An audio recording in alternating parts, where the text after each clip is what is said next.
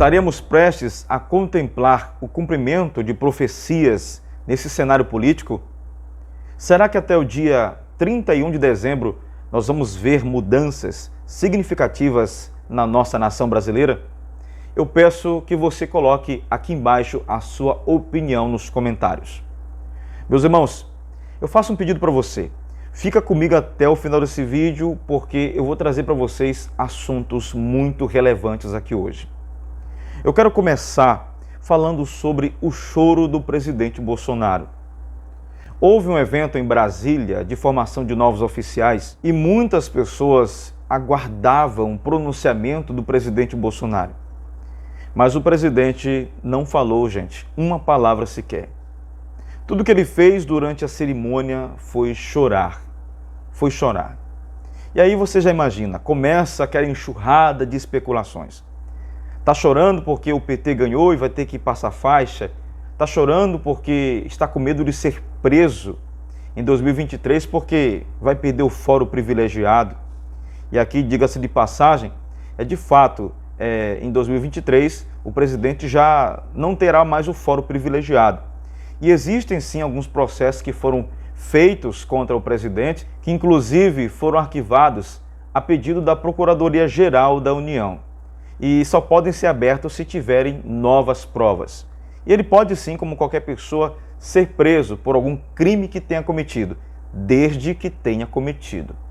Então, pessoal, falando sobre esse choro de Bolsonaro, infelizmente algumas pessoas, inclusive do meio evangélico, começaram a criticar o presidente. E aqui eu vou separar entre a crítica e as cobranças. Existe um grupo que está cobrando o pronunciamento do presidente e um grupo que está só criticando.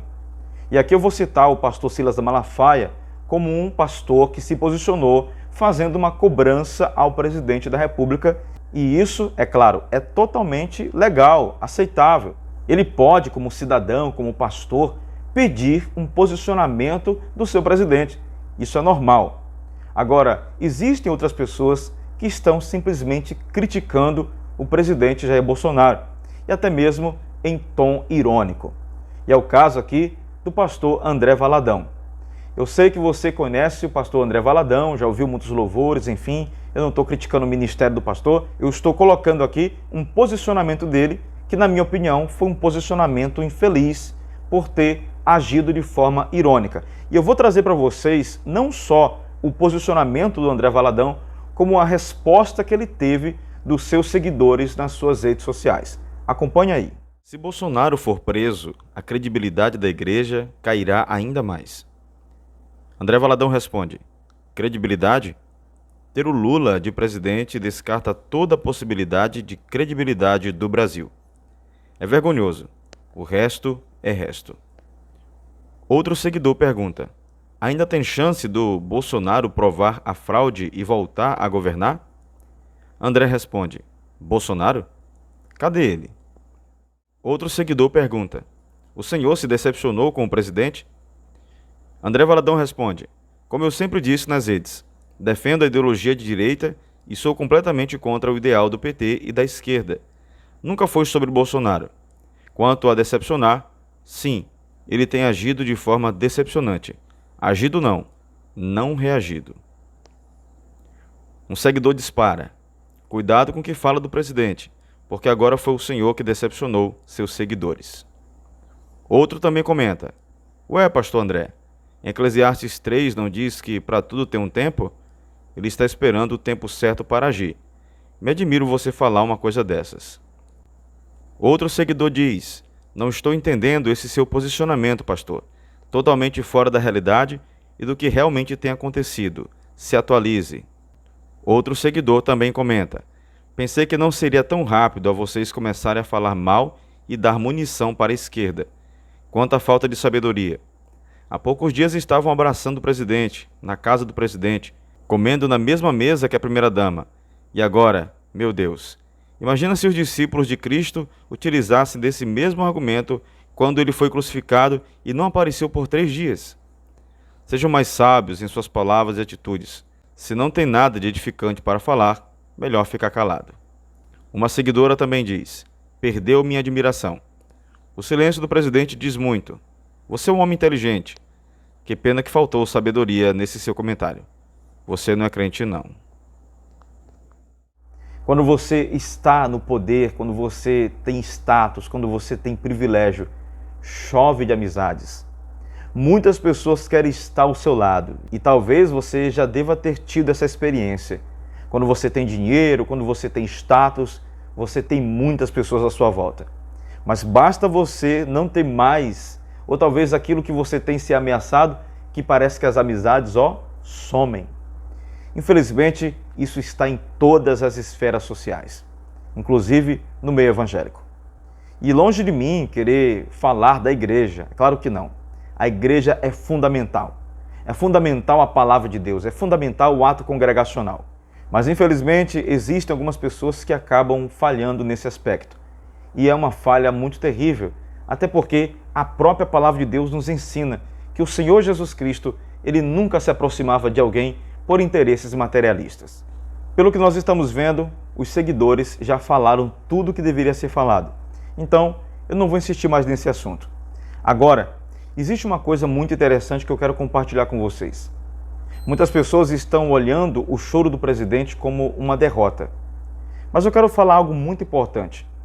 Quem conheceu o presidente Bolsonaro antes, eu não falo de conhecer pessoalmente, mas conhecer a forma como ele se apresentava, como ele se posicionava, sabe que ele gostava muito de falar e falava na lata, falava na bucha, era na hora.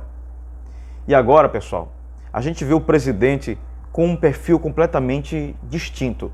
Existe uma batalha interior que só ele e Deus é que sabe. Não é só pelo Brasil, mas também pela própria vida dele. Eu acredito que esse processo é um processo de amadurecimento, tanto para ele quanto para aqueles que estão passando momentos difíceis. Às vezes, pessoal, é necessário chorar e muitas das vezes é necessário silenciar. A Bíblia Sagrada diz em Eclesiastes 3, versículo 4, que há tempo de sorrir e há tempo de chorar. Nós devemos aproveitar esse tempo para tirar lições. Talvez você que está aqui acompanhando o nosso canal está passando também um momento difícil. Mas eu tenho certeza que grandes lições você vai tirar desse momento conturbado que você está atravessando.